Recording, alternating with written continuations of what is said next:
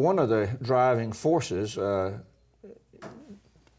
producing this search for a new vision is money, the lack of it.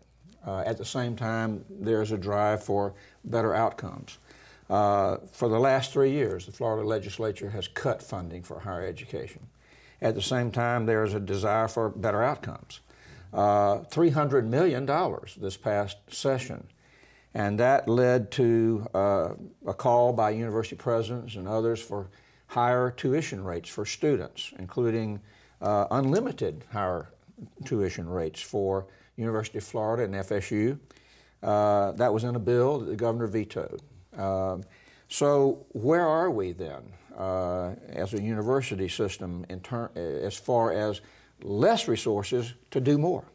Well, as I say, when you've been around as long as I have, you've seen your share of recessionary periods. This is, I think, my third.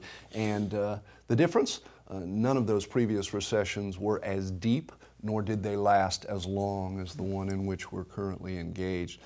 Just for perspective's sake, over the last 6 years, we've seen almost a 45% cut to the state universities of Florida in the amount of general revenue. That's the money we receive from the state.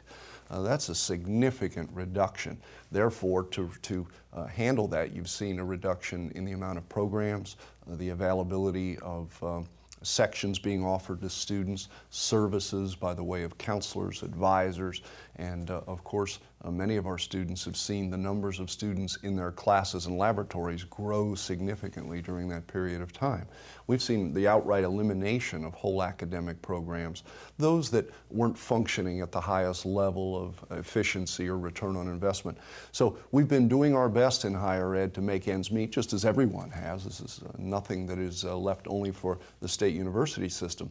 But at the same time, trying to do more with less and make sure that the students who are in that system during this recession don't suffer unnecessarily as a result of their timing.